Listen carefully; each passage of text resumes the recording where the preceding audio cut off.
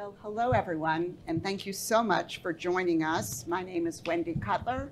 I'm Vice President of the Asia Society Policy Institute, and I'm really pleased you could join us today for an event on U.S. Japan relations. When we scheduled this event, we did not know about Prime Minister Ishiba's visit to Washington on Friday. But if you want to give us credit for that, we will accept it. And I would just really like to thank the Japanese Embassy and the Ministry of Foreign Affairs for all of their support, not only for this event, but for the women's program that I'll explain in a minute, which brings us to this event today. And I'm so thrilled that Minister Nomura from the Embassy could join us, so thank you very much. And I'm also pleased to be joined by three excellent panelists. If I need to learn anything about Japan, this is the go-to team. And so thank you. I'm going to introduce you each in a couple of minutes. But before I get to the topic, I do want to just highlight that this event is part of a three-day kind of an initiative that we are implementing to bring young Japanese professional women to the United States and to, through briefings, through negotiating workshops, to bring them to share with them our views and insights on different economic issues on our agenda, but also to give them hands-on experience in negotiations. This year, we're delighted to welcome 10 Japanese women to the United States. 4 of them are from the Ministry of Foreign Affairs, 6 of them are from the private sector, and I think, if I'm correct, except for the women in the Ministry of Foreign Affairs, they all knew each other, but the other women did not know each other, and today we were joined by 10 American women as well. And so part of this initiative is really about networking and building networks among the participants. If I can just ask, and I know it's maybe a little embarrassing, but I would ask the women who joined us to please stand up and show yourselves to the crowd, and then during the reception, please try and spend some time with them. So again, thank you very much for joining us.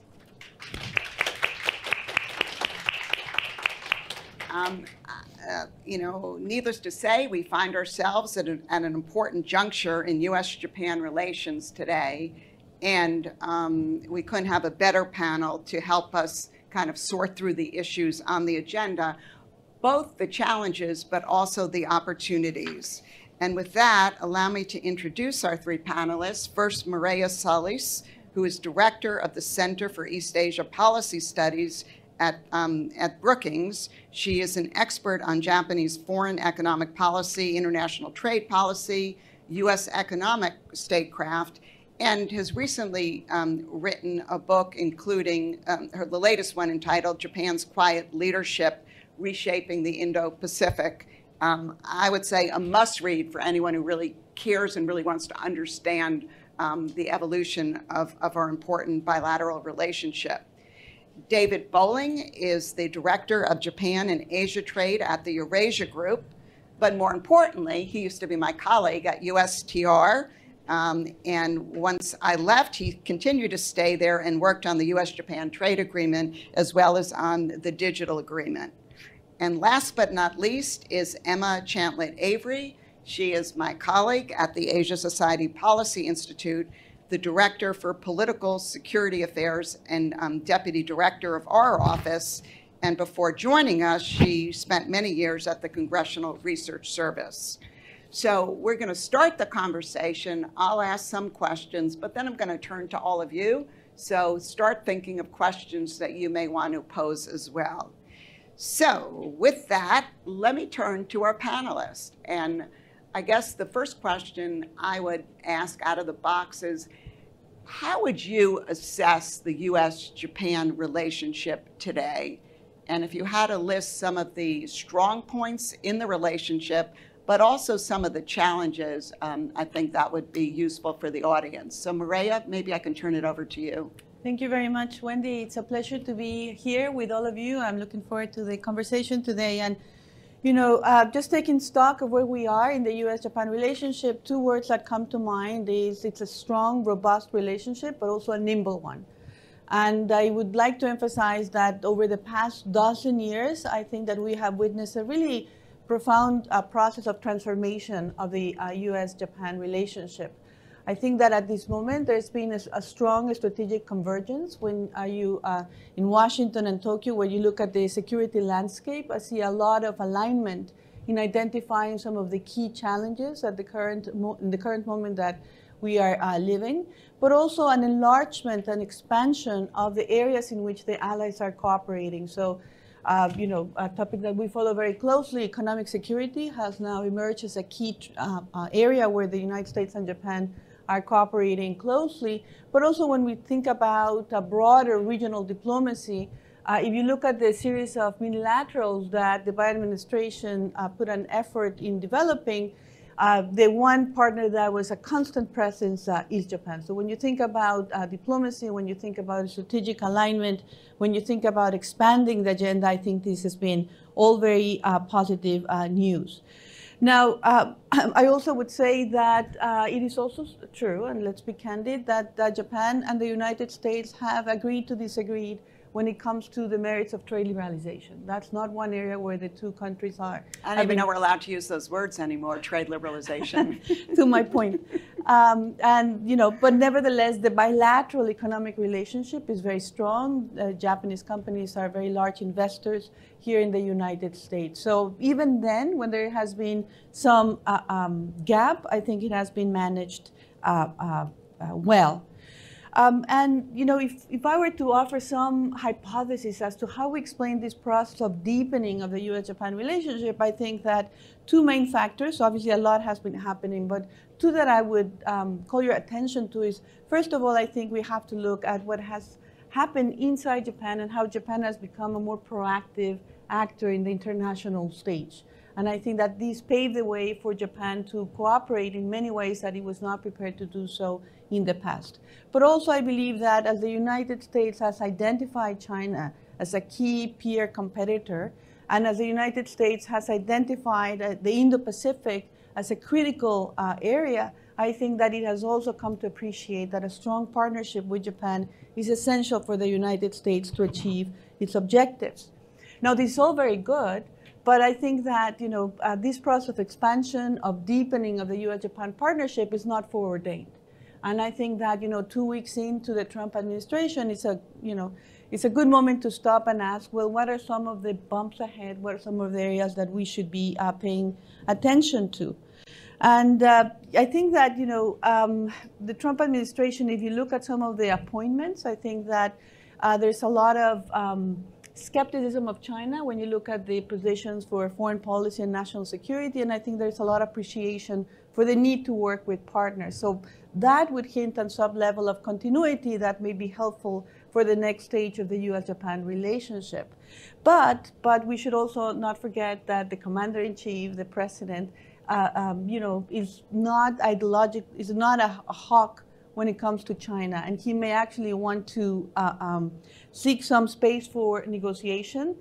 Interestingly, he has already moved to implement that 10% tariff, but nevertheless, that disconnect between what the team might be thinking and what the president may be doing is something that we have to be watching for. And other bumps with the fact that President Trump is a strong believer on tariffs and takes a transactional approach to alliances. But I would argue that there are new elements that I think will create a more complex set of issues for the U.S.-Japan alliance, and I'll end up just by flagging them for all of you. One is that I think that we're talking about the use of tariffs in a way that we hadn't really completely developed in the first Trump administration, and that is, in the terms of issuing tariff ultimatums to press for concessions on non-trade, non-economic issues. And we saw that with Colombia, we saw that with Mexico and Canada. So, I've been hearing from some folks visiting from Tokyo for the first time using the terms U.S. economic coercion. We used to think that economic coercion was just when we were talking about China. Now this, I think, has entered the bloodstream. We're discussing whether this could be serious. And finally, just to be a little provocative, I think that what may be challenging is not just what the Trump administration does in the Indo-Pacific, but what it's choosing to do first in the Western Hemisphere. That to me was a big surprise. And I think that to the extent that this administration is sending signals about territorial expansion or using pressure to acquire some territorial concessions, I think that that also opens a new kind of wars for many of our partners elsewhere. So I'll stop here. So could I just follow up, Yeah. On one point you made, and that is you pointed to the active role of Japan on the international stage. Was this unique to Prime Minister Abe, and does Prime Minister Ishiba, who has a lot of focus on domestic politics and the economy and all of that, is this something that is continuing as robustly? I wouldn't say it's unique to Prime Minister Abe. I think that indeed the fact that you had a very strong political figure who managed to stay for 8 years in office, who had a strong prime ministerial office, being able to put the ministries, align them, make them work closely, and also confront some of the vested political interests, that helped a lot. I think it also helped that he had this vision about the Indo-Pacific, open and free Indo-Pacific, and the vision therefore was very, very helpful. But some of the initiatives that he was building on, some other administrations had already began to make the groundwork. And even after Prime Minister Abe stepped down and later was tragically assassinated, his successors, Prime Minister Suga and Prime Minister Kishida, very much continued with that. And actually, Prime Minister Kishida in particular, I would say, expanded this with, taking a very proactive stance when it comes to the Ukraine war. When it comes to Prime Minister Ishiba, my sense is that in the beginning there have been some questions as to whether he would have a different approach on foreign policy, some ideas that he discussed about an Asian NATO, for example. But my sense is that relatively quickly we began to hear more about the more conventional frames that that Tokyo has been using about foreign policy.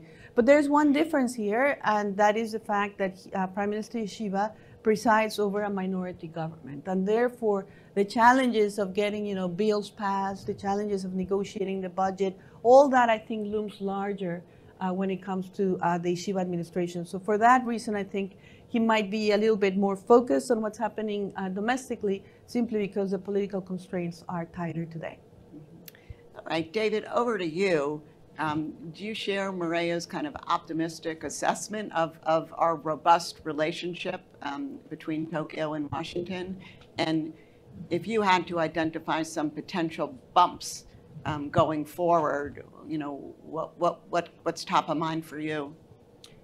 Well, first of all, thank you, Wendy. It's great to be up here with you and Emma and Mireya. Before I make my remarks, I just wanted to share one story about Wendy.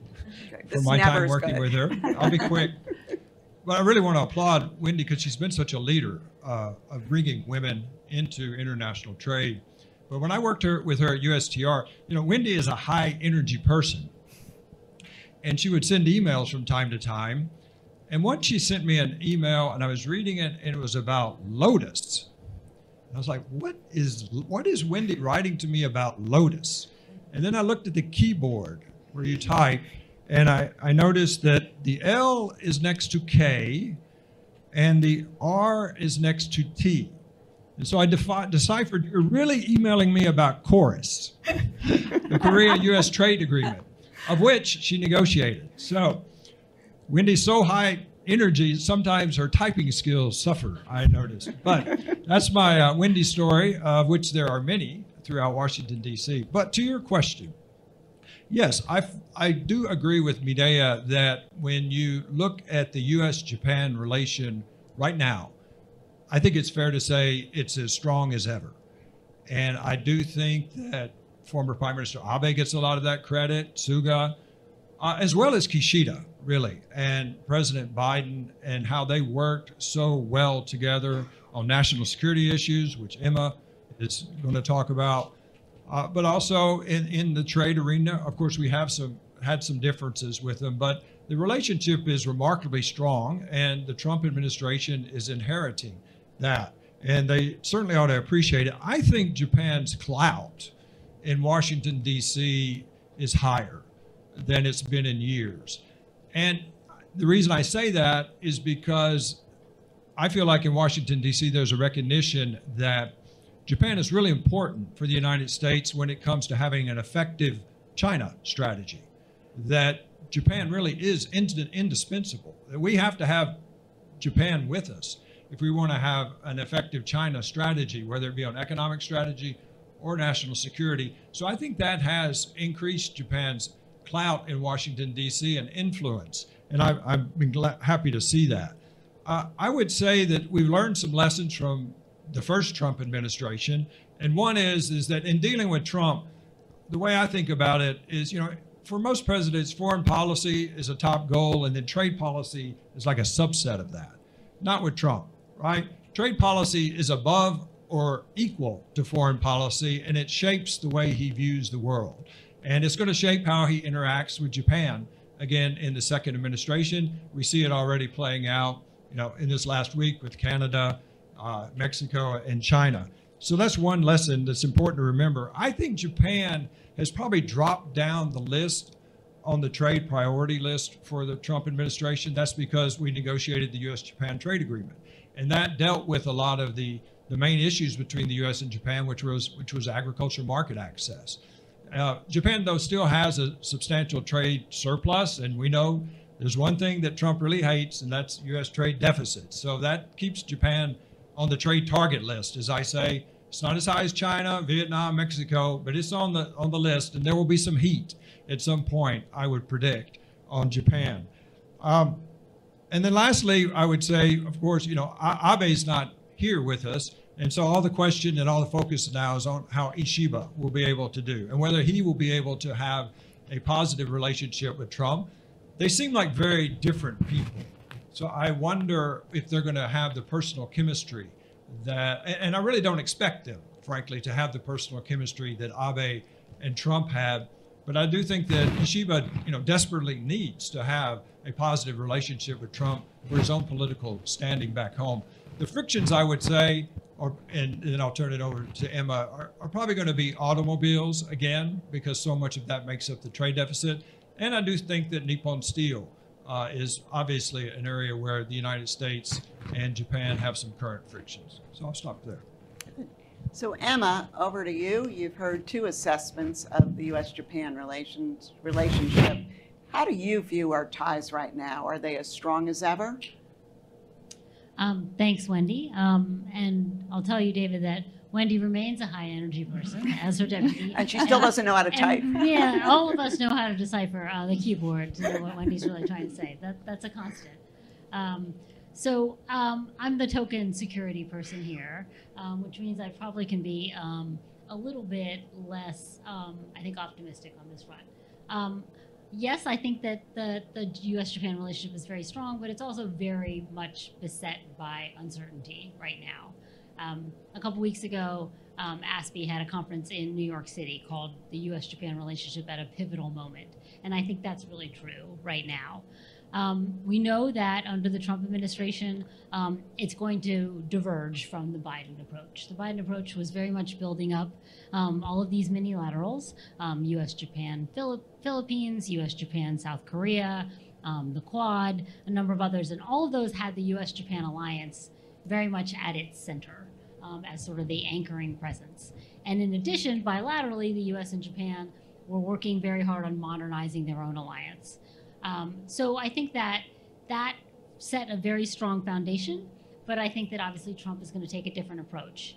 And we can talk about the different pathways in which Trump might go and the implications for Japan and the U.S.-Japan alliance. But I'll just say right now that I think there are some fundamentals that are going to be in place no matter which direction Trump chooses to go on China.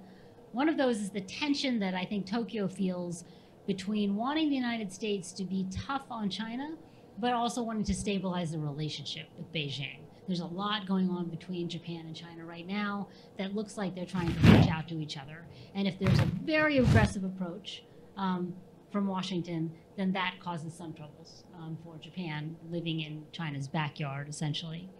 I think that burden sharing issues, no matter how the relationship is going, are going to be very difficult. The burden sharing, host nation support, special measures agreement comes up for renegotiation now. Essentially, it expires, I think, early next year, and that could very much be a target for the Trump administration. We know from the first term of Trump that he demanded steep increases in contributions to hosting U.S. troops in Korea, and will probably do so for Japan. So I think that could be a difficult moment, and it comes up pretty early in Trump's term. I also think that extended deterrence is going to get harder and harder. That reassurance is just now that North Korea has far more capabilities, has much more of a credible threat to strike the U.S. homeland, the U.S. withdrawal from leadership in some fora, including the economic. It just is harder and harder to convince Japan and our other allies there that we are going to be there up to and including nuclear weapons to defend them. And then the last thing I'm going to say is that we've seen the first 2 weeks of the Trump administration play out. There could definitely be a hollowing out of the bureaucracies, and alliances are very much maintained at the working level. Those are the people who know the relationship, that reach out, that know their counterparts, that know where all the bodies are buried, so to speak. And if we see a departure of that working level staff, I think that we can see the alliance suffer to some extent. It's not sexy work that you do in terms of maintaining the day-to-day relationship, but it's essential to maintain that trust. So that might be a little bit more of a negative view, but that's what security people do.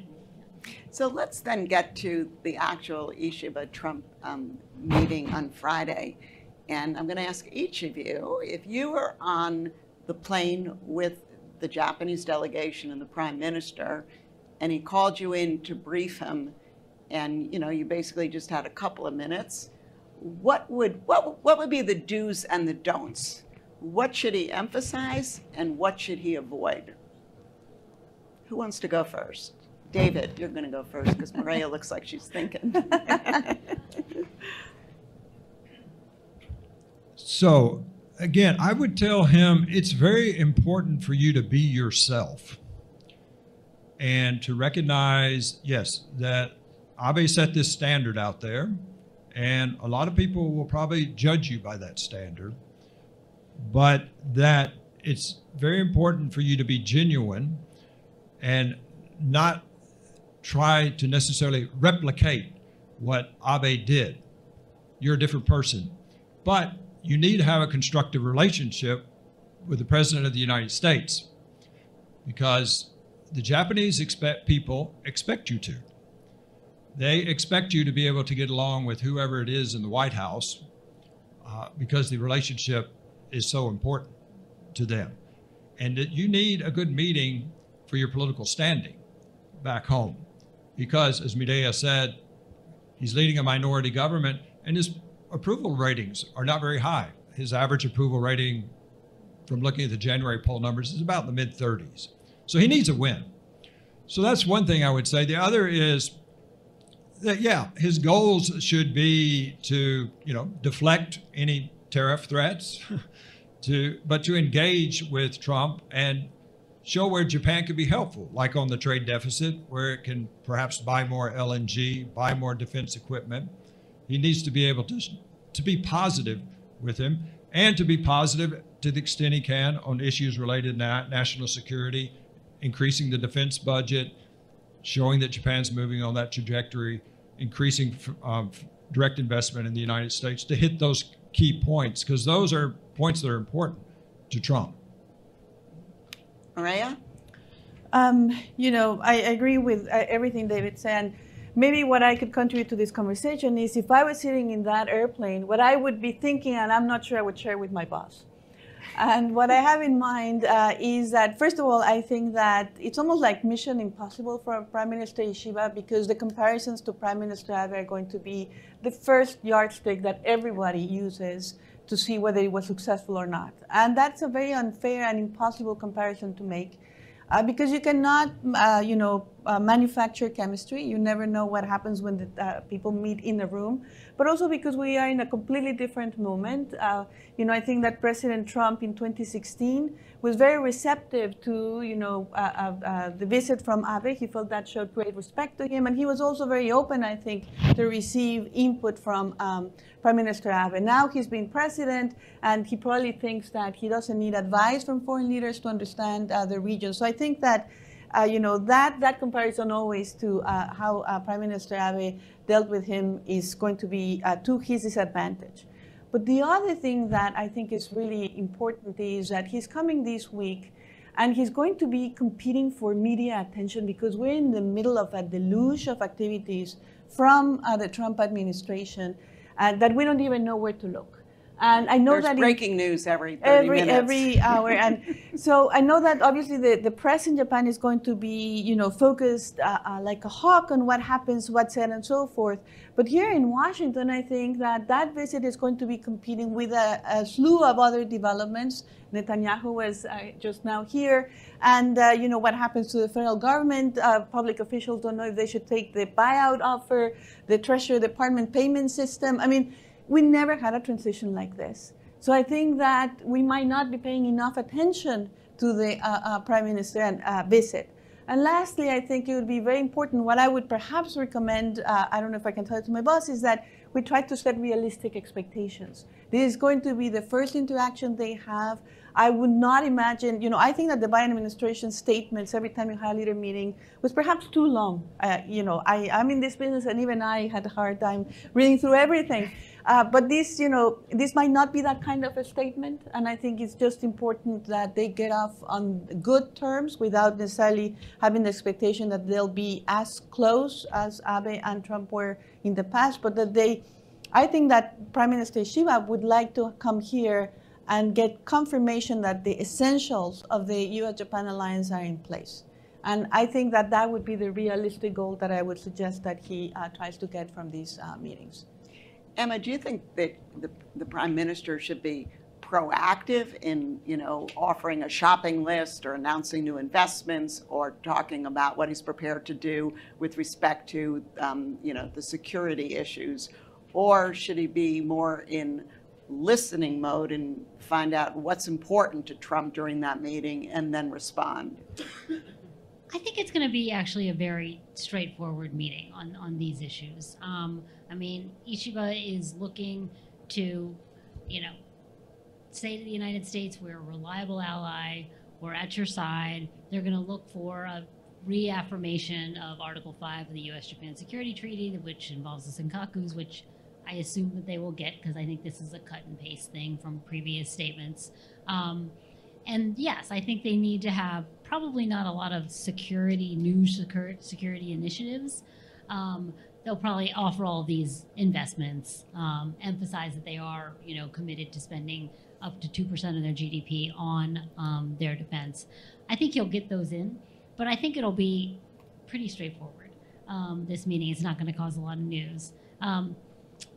Of course, we all talk about him needing to establish this similar rapport that Abe had with him, but I will just say that I'm not sure that matters that much. Much is made of this, so I'm being a little bit of a contrarian here. But although Abe had maybe the best relationship with Trump compared to other foreign leaders, he still wasn't spared from the tariffs. He didn't get a lot of emphasis put on the abductees when Trump met with Kim Jong-un. So I think that we make a little bit too much about that relationship because I don't think he ultimately got that many concessions from Trump. David, quick question for you, because I know you've written about this. Do you think the Prime Minister should raise the Nippon Steel issue? That's a tricky one. But I have been struck by how, in my view, Ishiba has played Nippon Steel differently from Kishida. And when the deal was first announced, it wasn't long after that Kishida was in town to meet with Biden. And he made it quite clear he was not going to raise the issue, that he didn't want that to be a cloud over all the security cooperation that was occurring. And I thought that was a wise move at the time. The Ishiba has been, in my view, more outspoken about it and more willing to question the decision. And he may feel like he needs to do that politically, right, for his own domestic political audience, that Japan is an ally, and to block the deal for national security reasons just doesn't make sense to Japan. But it's very tricky because, look, we know what President Trump has said about the deal, that he opposes it. I mean, it was not only President Trump that opposed the deal, it was President Biden, it was Vice President Vance, it was, Vice President Kamala Harris, all of them. So this was just a political hot potato from the very beginning. And I think that if it comes up that Ishiba needs to be a bit careful about pressing hard, I think the Nippon Steel and the Japanese government are hoping that Trump will make an about face, right, and approve the deal, like TikTok. I think that's very much a gamble. But I do think that he needs to be ready for it because the press is going to focus a lot on this, because the press is always looking for friction points. And that this would be, I expect, one of the first questions at their press conference is whether this was discussed and what does the president think about it? Is he going to change his mind? What does Ishiba think about it? So he needs to be ready for that one. Mireya, over to you on a tariff question. Not only, as a large deficit country, is Japan probably worried about tariff increases against Japanese imports, but I'm sure over the past week, once these tariffs were announced on Mexico, many Japanese automakers and other companies were extremely concerned and may be pressuring the prime minister to kind of raise the issue with Trump so he understands this just doesn't hurt just Mexico. This could really hurt, Japanese companies as well. Is this something he raises? Well, I don't know exactly how much he can press on all these issues at the first meeting, but certainly this is something that will be in the mind of the Prime Minister and of Japanese companies, because as we know, we operate in a world of supply chains, and Japanese companies have long-term investments in both Canada and Mexico, and we know was that Mexico like their first FTA? One of the first, yes, yeah. I believe so. Well, Singapore and then Mexico. Okay. Yeah, and I actually happened to, anyway, a long time ago I was involved in that. But yeah, I mean, is that how he starts? I'm not sure, because Mexico and Canada right now are triggering Trump in ways that you may not have a very productive discussion, and if that comes on the heels of Nippon Steel, it might be too much. But I do think that they're watching very closely. I think that everybody understands that for Japan, it's not just whether the bilateral tariffs are applied or not. That would be certainly something that would have very serious consequences. But it's also what happens in the North American trade agreement. It's also what happens with the U.S.-China trade war. I mean, we know that Japanese companies have been affected every time there's an uptick on tariffs. The question I have, and if I could turn it to you or to others, is would Tokyo respond differently this time, or will it choose to negotiate and try to bring down the temperature if tariffs were applied to Japan directly? Because I think it's very interesting to watch, for example, how the Canadians, the Mexicans, the Europeans, very similar to the playbook of 2018, they all have prepared their lists. They all have announced a signal that they would retaliate, but you don't find that in the case of Japan.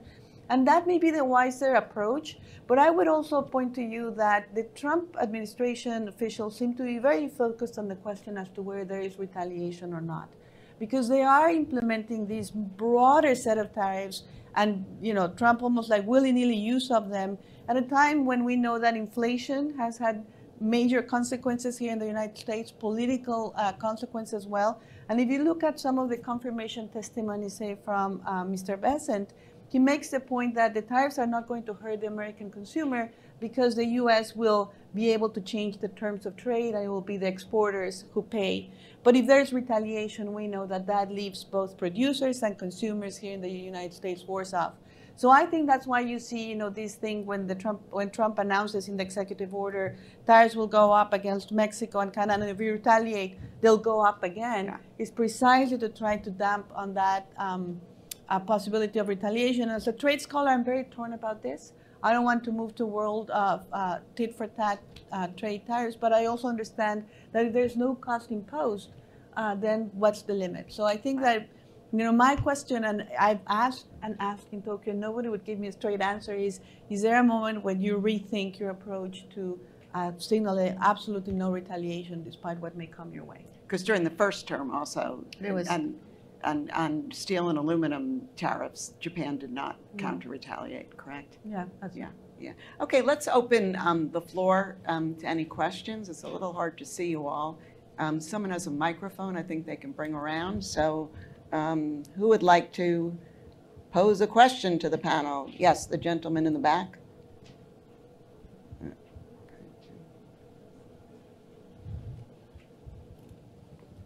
And just, if you can identify yourself and just one question per person. Hi, Wendy. This is Ed Bristois from the Consumer Technology Association. Thank you for the panel discussion. What I'd like to understand is where Japan and the United States can cooperate, specifically on the basis of what's in the America First trade policy memorandum. It seemed to me anyway, reading that there could be some areas of cooperation, like on sectoral agreements, but love to hear thoughts from Mireya and David, and, in particular. So in the President's Trade Executive Order, he lays out a number of reviews and studies to be undertaken by a number of different agencies. One of them I think Ed referred to is that that there is mention of identifying free trade agreements or sectoral agreements that might be of interest. Is this potentially an area where the U.S. and Japan can cooperate? And are there other areas in that executive order, other studies or reports that could also emphasize U.S.-Japan cooperation? Well, my first thought is that the areas where I think it would be easier to cooperate would be related to economic security, where there's a shared threat perception, so protection of technology, supplies, reliable supply of critical minerals, things of this nature. I'm not sure that when the Trump administration was thinking of new trade agreements, where they were necessarily thinking about Japan. As David mentioned, there's already a stage one U.S.-Japan trade agreement and a digital trade agreement. I'm not sure what they would be. And a critical minerals agreement. That's very much in the, that doesn't have a lot of binding force, but nevertheless. So I think those are the areas that I think there might be something there. But I think to do that, you would require the ability to compartmentalize and deal with perhaps friction on, tariffs, dealing with the cost of Trump applying tariffs on, important trading partners that have consequences for Japanese companies, and nevertheless that not creeping on the way of having distrust to negotiate on the economic security front. So I think that's one of the challenges that that America First trade policy poses for Japan, that they are now going in very, very different directions. One thing is not to agree on the merits of free trade agreements. The other one is when you're concerned that the United States is using tariffs as a tool of coercive diplomacy in a very rampant way. And I think that whether you are the targeter of that directly or whether that compromises or puts your companies at risk might also be a source of friction going forward. So I imagine there'll be plenty of discussions about how we can find a positive economic agenda. But I do think that Japan, being a country that has a trade surplus vis-a-vis the United States, also puts it in the spotlight in terms of how Trump measures the value of these economic relationships. David, any? That's a very hard question. I hadn't thought, when I looked at the memorandum, I was thinking more, okay, this one Japan needs to be concerned about, this one Japan needs to be concerned about, this one Japan needs to be concerned about. So it's a tough question.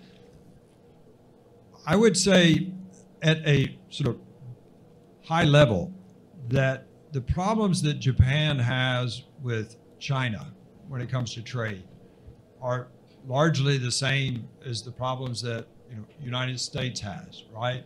Whether it be heavy subsidization of steel and solar panels and now electric vehicles, or the theft of intellectual property forced technology transfer, all those issues. So when I was at USTR, I was struck by how much cooperation was going on between Japan and the United States, because I had this very strong sense that because we have so many shared values, we were looking at the problem of China through the same lens. So I think at that sort of high level, there's a lot of opportunity for U.S.-Japan cooperation. But looking at that memo specifically, there's some things that Japan needs to be concerned about. For example, my memory is that the paragraph that talks about trade deficits also talks about the supplemental universal tariff, or whatever the language they used, and linking those. And so that has to be a concern for Japan for sure. So those are my thoughts. Okay, other questions? Yes. Yes, I'm Tom Reckford. Thank you. I'm Tom Reckford with the Foreign Policy Discussion Group. I wonder if all of you could discuss the area of military cooperation, which has obviously increased a lot in recent years. And do you expect the Trump administration to put pressure on Japan to spend a lot of money to help support U.S. forces in Japan?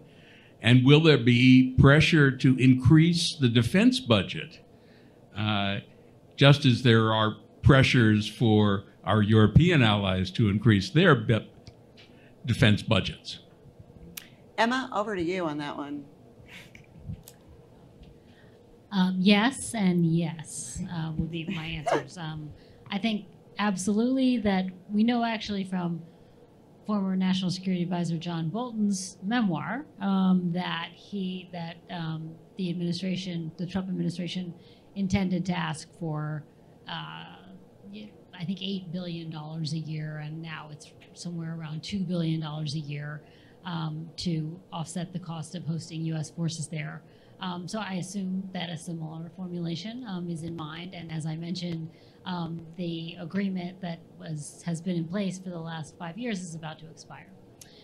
So I think that it's going to expire, in a midterm election year. I just see it as a target. Now Japan does get to say that they have increased their defense budget considerably, doubling it over 5 years, up to 2% of GDP. So they do have that. I think that they'll say 3%, 4%, 5%. I think that will be the demand signal from them. But they can point to, they're getting up to the level that NATO members spend if they do indeed increase to around 2%. But I expect that that they'll go in with a very, very high number and make it to a deal. The question is, how much pain will Japan endure? How much cost can it absorb? Other questions? Yeah. Thank you so much for today's session. My name is Yukari Sekiguchi from Albright Stonebridge Group. So my question is, probably since November or December, we have studied and then learned a lot about IPA, Section 232 or Section 301 already happened. So my question, probably Wendy, I know you are today's moderator, and then but as a former USTR, could you provide us with other trade measures Trump may pursue next? That is my question. I mean, other actions. Other trade measures Trump may pursue. Could take under existing U.S. trade laws. U.S. trade law. Yeah. Okay, well, maybe. Well, I'm the moderator, for the record. Well, I mean, I think you've hit the big ones, right? I think Section 232 definitely back out there. I think Japan should be prepared for steel, potentially for steel tariffs again, right? Those were put on in the first Trump administration. Yeah, the president has mentioned 5 sectors that he plans to raise tariffs on, right? Semiconductors, pharmaceuticals, steel, aluminum, and copper. Yeah. So would those be subject maybe to 232 investigations? I think so. I'd put automobiles on there too, frankly. So 232, we see that he's using IPA, as you said, and using it in a very creative way. And I think many of us thought that that was certainly on the table, and in particular right now, likely to be used because, I mean, this memorandum that we're talking about, the president's waiting for, input from Commerce Department, from USTR. Is he really waiting? Because he's certainly announcing a lot without the Well, reports. I think, it's a fair question, but the way I look at it is that's when the real fireworks are going to start, Okay. right? I mean, this is just sort of the prelude, and it's zigging and zagging and all that, but he's going to have his trade people in place by then. They'll be advising him, and at that point, you have like sort of the basis set to move forward. And to me, that's when the real show begins. But Section 301, obviously, that's going to be up again. So I think you've hit the big ones. I don't know if I missed anything, Mireya or Wendy. No, I think you have them. I'll just share a thought. When the inauguration speech was released, I think that there was a discussion among Washington trade experts as to whether this has been a surprise or not, because many folks thought that he was coming out and immediately applying tariffs. And, I've had some of colleagues say, well, he just, it's not going to be as bad as we expected, because he just ordered a bunch of studies of things that actually we have already studied, and that's when you're going to be doing the review of 301, 232, and all these other ways in which he could get at tariffs and so forth. But I actually feel that, that afternoon we already knew that he was not going to wait, that he doesn't need the studies, that he's going to use tariffs in very, very new ways, in the sense of giving very short timelines. Really, it feels like an ultimatum. You accept the planes where we're sending the immigrants back, or the tariff goes up. With Mexico and Canada, these very fuzzy metrics as to what would secure the border when it comes to fentanyl or immigration, and giving them 2, 3, 4, 5 days before they change anything. And then he did call on AIPA. And what we're seeing with AIPA is that, it gives the executive really tremendous discretion as to when he's going to invoke the tariff. So the studies may be forthcoming, but he's already moving forward. And the question is, what is he trying to achieve? Is this done mostly to negotiate? Is it done mostly to punish countries for things that he believes have been done that are wrong to the United States? And what is he getting out of it? Because you could make the case, I think, that he's prepared to settle so far, and we're only 2 weeks in, so I may be completely wrong, and this is the nature of the Trump administration, but I think that in some ways he's settling for symbolic wins. When you look at what Canada put on the table, a border plan that Canada had already prepared in December. Mexico has already in the past deployed troops to the border to help control immigration flows. The Colombian president, he's sent his own airplanes. So you can, their narrative's been built as to who's caving in and what is he actually achieving. But I would say that nevertheless, the uncertainty, the chaos, the fear that the United States is going to use economic might in an erratic fashion, there are real consequences to that. And I think that that's something that we'll see play out as we go forward. And it's interesting because both with respect to Canada and Mexico, that undertook a number of measures to alleviate his concern. Now, whether they were already in place, right?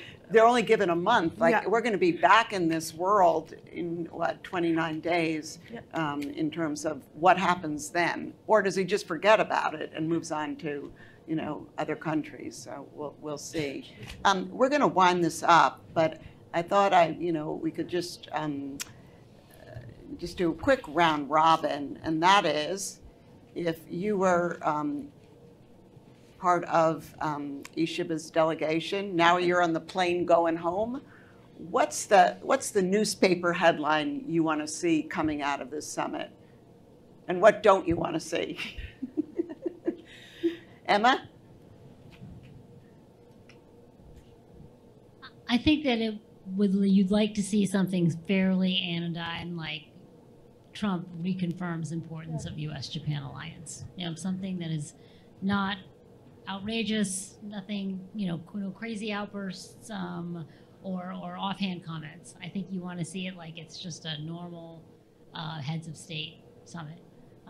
Because I think that Ishiba not only is he on somewhat weak ground politically, and he needs to show that he can secure these kind of commitments, he also needs to sell to the Japanese public the need for these investments that they have proposed. So I think that would be the first step to making that campaign. I agree with Emma. The best headline would be U.S. Japan alliance affirmed, rock solid, something like that. A bad headline would be Japan gets whacked with tariffs. Or Japan is 1 week, 3 days, yeah, according to right. Mireya. Or big feud over Nippon Steel would be bad. So I think he want that sort of off the top of my head. Those are the ones that come to mind. I agree. The last thing I would like to see on the plane back is Trump made these threats of Japan. You have certain time to comply, trade deficit, or spending more on defense, or wishy-washy language on security commitments. So certainly I think it's about sending the assurance that the alliance is solid, and that actually I don't think that you want to be front and center when Trump is thinking about what he wants to do with his trade policy. So finding the common areas and trying to be a bit below radar, I think would be good given all the turmoil that we're seeing today. Yeah, we're hearing a lot about laying low, letting him focus on other countries, right, et cetera. Okay, with that, please join me in thanking this excellent panel. Thank you for joining us this evening.